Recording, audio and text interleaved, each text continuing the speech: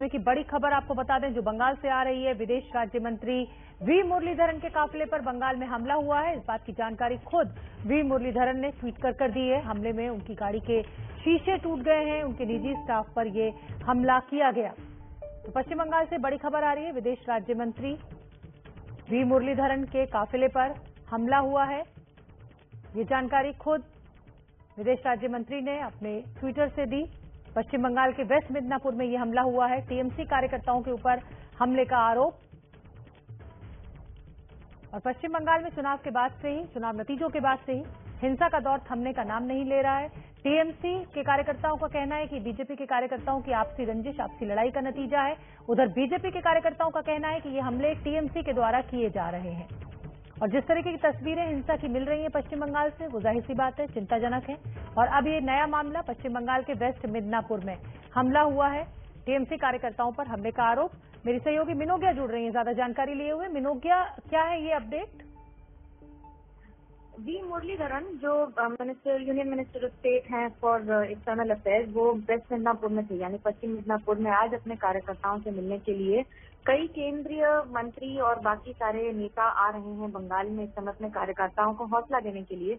ऐसे में जिस समय ये घटना हुई वो अपने कार्यकर्ता के घर उससे मिलने जा रहे थे जब हमला हुआ है। लाठियां लेकर, बड़े बड़े बांस की लकड़ियां लेकर बाकायदा हमला हुआ है। उसकी तस्वीरें खुद मंत्री ने ट्वीट की है ये कहकर कि उन पर यह हमला हुआ है और ये एक दुखद घटना है। क्या कोई गिरफ्तारी हुई है? कुछ इस बात की पुख्ता जानकारी है आपके पास? जो आरोप टीएमसी के कार्यकर्ताओं पर लग रहा है, ये क्या टीएमसी के कार्यकर्ता थे? कौन लोग थे जिन्होंने ये हमला किया?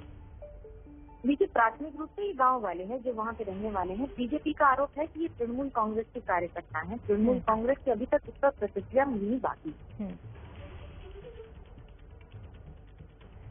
ठीक है मिनोगिया, आप बनी रही है हमारे साथ। हमारे सहयोगी विकास भदौरिया भी जुड़ रहे हैं। विकास भदौरिया, विदेश राज्य मंत्री के ऊपर इस तरह का हमला होना, मामला बड़ा गंभीर है, लेकिन आरोप प्रत्यारोपों का दौर जिस तरह से चल रहा है, बीजेपी के कार्यकर्ता टीएमसी पर आरोप लगाते हैं, टीएमसी कहती है कि बीजेपी के कार्यकर्ताओं की आपसी लड़ाई है। ये बड़ी दिक्कत है और कहीं ना कहीं ममता बनर्जी के लिए भी बड़ी चुनौती है। देखिए, ये बहुत बड़ी चुनौती है और ये इसको राज्य सरकार का फेलियर कहा जा सकता है। लॉ एंड ऑर्डर स्टेट का सब्जेक्ट है और केंद्र का एक महत्वपूर्ण मंत्री अगर राज्य के दौरे पर है तो उसकी सुरक्षा के पुख्ता इंतजाम होने चाहिए।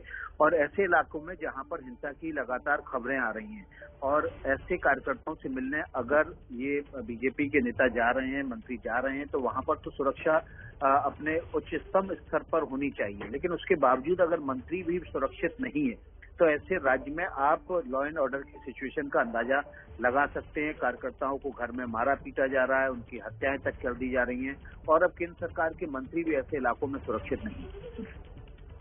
बहुत बहुत धन्यवाद विकास भदौरिया और मिनोगिया आपका इस पूरी